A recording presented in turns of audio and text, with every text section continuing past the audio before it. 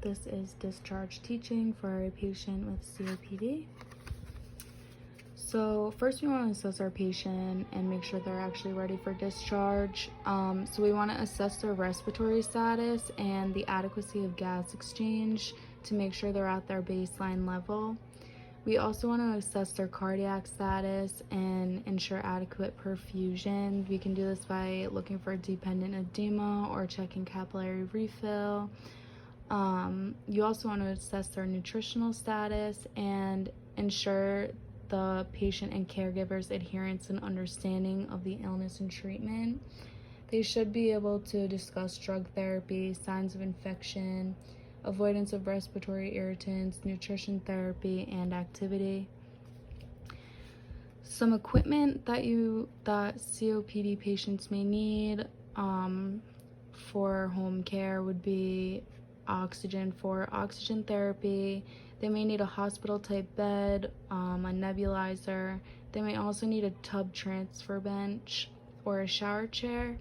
And they also may have scheduled visits from a home care nurse for monitoring and evaluation. Certain referrals that these patients may need would be for a registered dietitian, pharmacists, respiratory therapists, occupational therapists, physical therapy, social workers.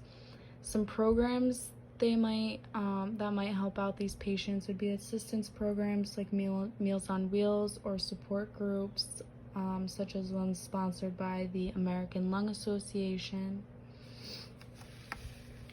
So next, we have medications for these patients. So typically these patients will be placed on long-term control therapy with the use of longer acting drugs such as bronchodilators. Some of these drugs may be Brovana, Arcapta Neohaler, Spiriva, Tudor or Straverdi. And you also have mucolytics, which thin the thick secretions caused by COPD. And some of these drugs that may be prescribed could be nebulizer treatment with normal saline, Mucosil, or Pulmozyme. And you want to instruct the patients to not use these drugs as a reliever because they have a slow onset of action and they don't relieve any acute symptoms. Patients taking Spiriva, you want to instruct them to carry it at all times as it can reduce bronchospasms.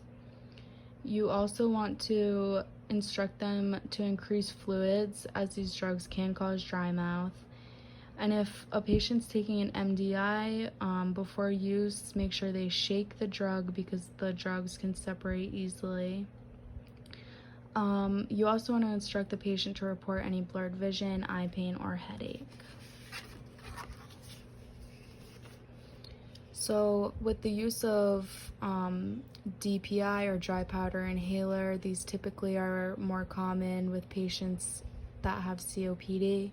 They require a load-in for each dose, so the patient needs to open the inhaler capsule chamber, remove the dry powder capsule from the blister pack, place the capsule in the chamber, and close the inhaler until you hear a click or the capsule is punctured.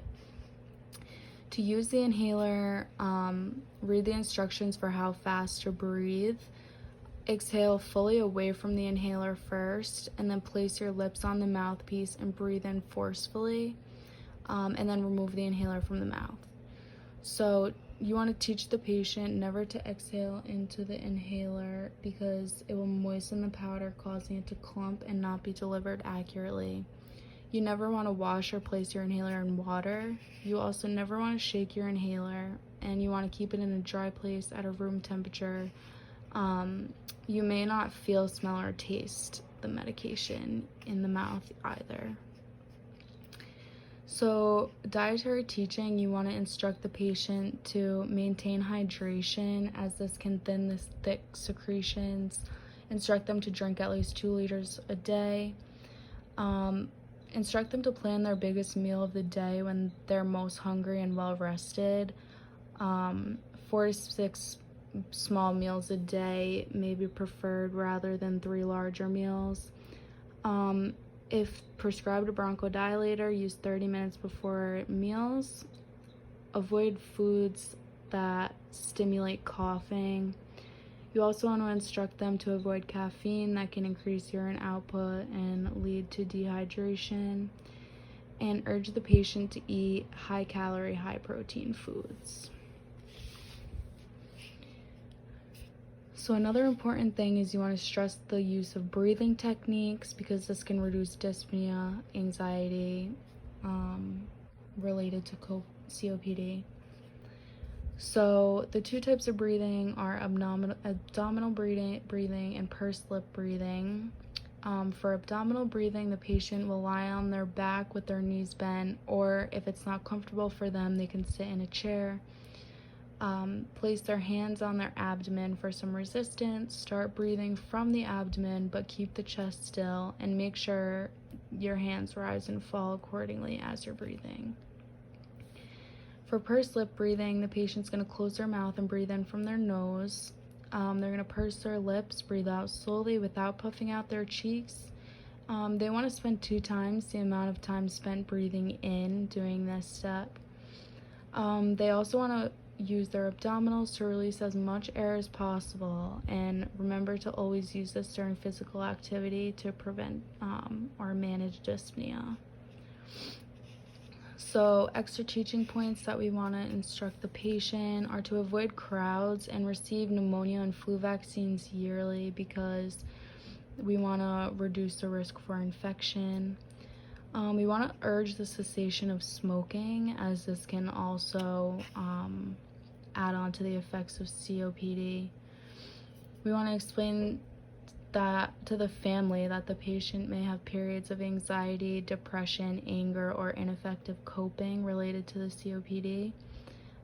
Also suggest the use of oxygen during periods of high energy use if needed, and teach the patient not to rush through activities, as it could also lead to dyspnea, fatigue, and hypoxemia.